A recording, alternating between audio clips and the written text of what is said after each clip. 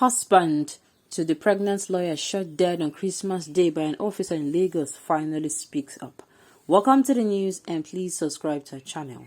To get notified when we post our juicy news updates, please click on the notification bell. Some moments ago, an audio of the husband to the pregnant female lawyer who was shot dead on Christmas Day by an officer in Lagos State was publicized on Twitter by a lawyer.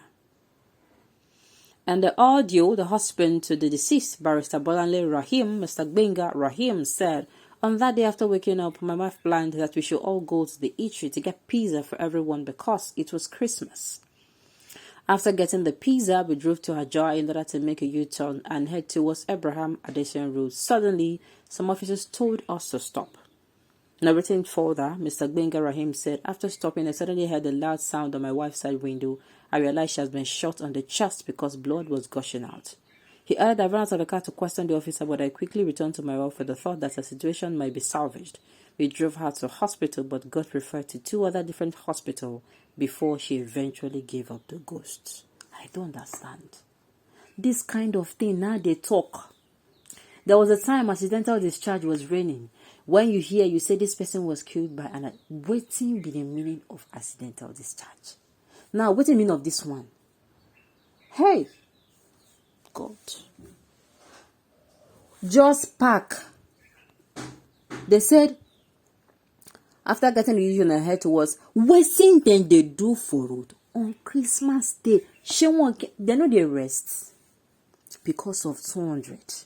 Nobody should tell me that they are doing most of the time when these people stand on the road. I tell you and I kid you not, it is to extort.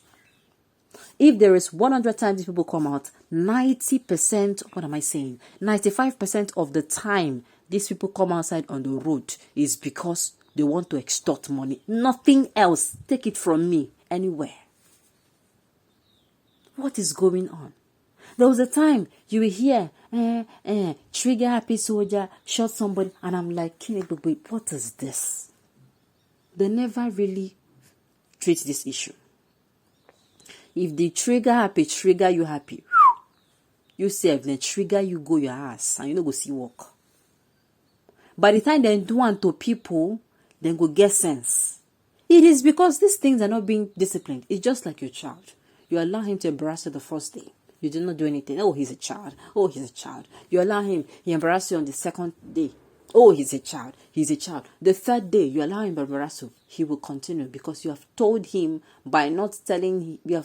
You have told him that it is okay by not cautioning him, by not telling him, "Hey, Mr. Man, don't do this thing. You try again next time." Do you understand? This thing you do, this is it right? You don't tell them. You don't give them that correction. So what do you expect to happen? Because these things, I feel it is because these people are not sanctioned. They are not disciplined. Because by the time anybody does that, the person gets disciplined or sanctioned the first time, the second time. Then they start really, really looking into it. Forget, I've said it before. Even the Nigerian police, apart from the army and all of that, these people need reorientation. How many times do they call those people and give them reorientation? How many times? Now, wow, this is so sad. Brought the life of a young woman. Just common pack. Just pack. You just killed her. Now, wow. The idea of police, please go and conduct psychotic evaluation on your men and check them for drug abuse. Without a hassle, this killer policeman and his family will face. That will not deter the next killer in uniform. Only a madman will not learn from a life-changing experience for the worse. Exactly. See, make them go check these people because some of them, I feel, they entered into the police with frustration and they feel they will meet it out or they met it out on their fellow citizens. What is going on?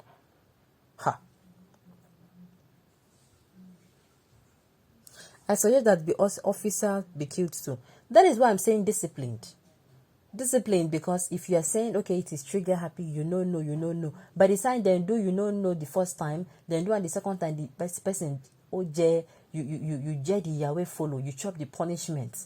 Just next time, anybody, the next person, he had go dey correct. What is all this?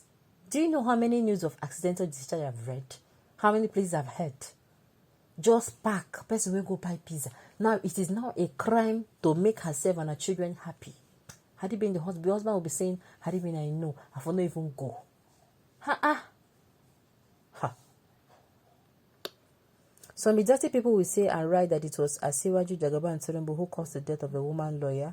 Rest in peace, Mrs. Rahim. Almighty God will fight your battles for you. Nobody is calling Asiwaju name. In fact, this is the first time. This is the first time I am hearing somebody. Don't even drag it. There's no politics in this at all. There is no politics. And please, I want to ask. You see, why is it that such injuries like this, why is it that they cannot treat it? I feel more hospital to treat bullet wounds should because of the recklessness of these security operatives. Naina, police na your friend, police na your killer. I said it that the remaining respect, this small atom of respect I have for these people keep diminishing on a daily basis. Yes, I cannot take away the fact that they are good ones. They are really good ones that you meet and you're like, you're supposed to join our Nigerian police. Yes, I go tell them. You're supposed to be here. Because people go there join in a pakpo. This is so sad, sincerely.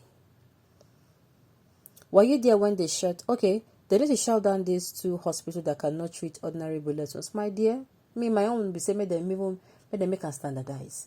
Somebody comes in with the bullet wound, you treat the person. You treat the person.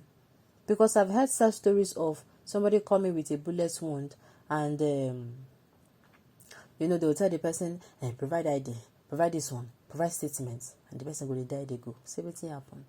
With the kind of recklessness that Nigerian police have, every hospital is supposed to be permitted to be treated bullet wounds. In fact, now when you even treat themselves, if they find the person come, then go even meet her for there if the person is a killer.